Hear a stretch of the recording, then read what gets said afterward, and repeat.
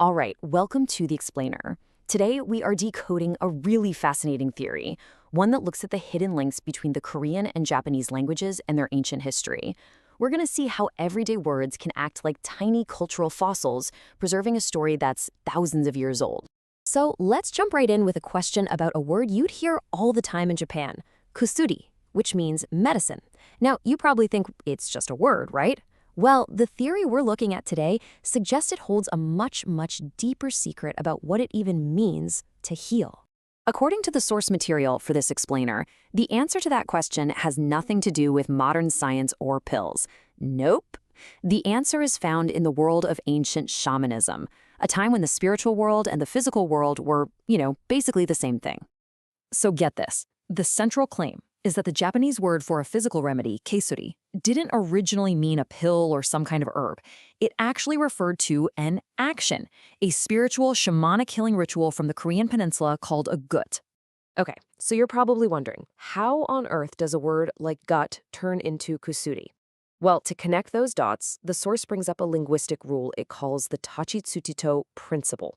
The theory is basically this. As words traveled from Korea to ancient Japan, certain sounds would change in predictable ways. In this case, the T sound at the end of a word like gut would often soften into an S sound. Let's follow the breadcrumbs here. Step 1. You take the Korean word for the ritual, cut, and you add a little suffix, ri, which can mean the act of doing something. So you get gut-ri, the act of the gut. Then, step 2, bam! That linguistic principle we just talked about kicks in.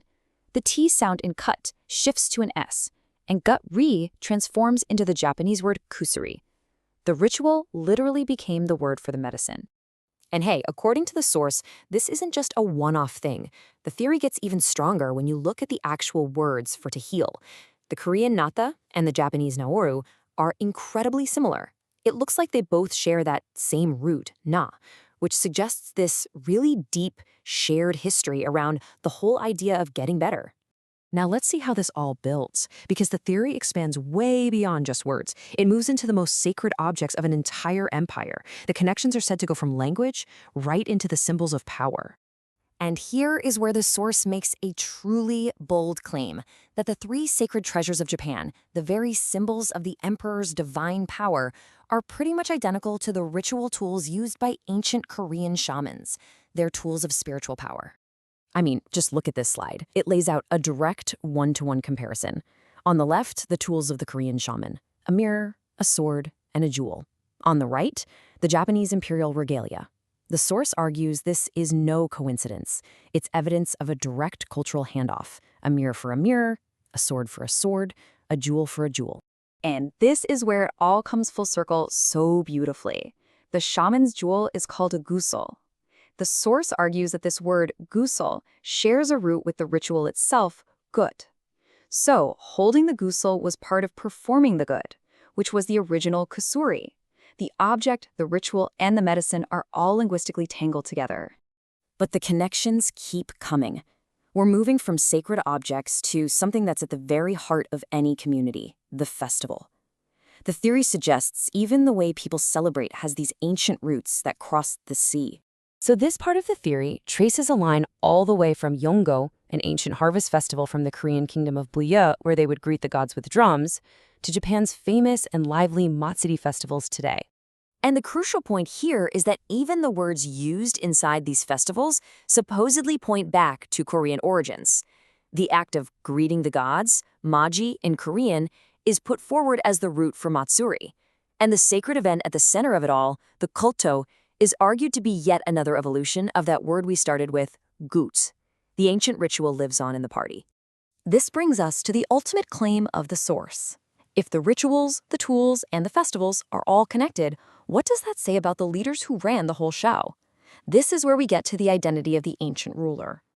To really get this, we have to wrap our heads around the idea of jajong-il-chi, which is basically theocratic rule. It's a system where your political leader is also your chief priest. Their power to rule doesn't come just from having the biggest army. It comes from their special connection to the gods. They were the bridge. The source lays out this historical timeline to show how this one single role, the shaman king, might have just changed its name as it moved across regions.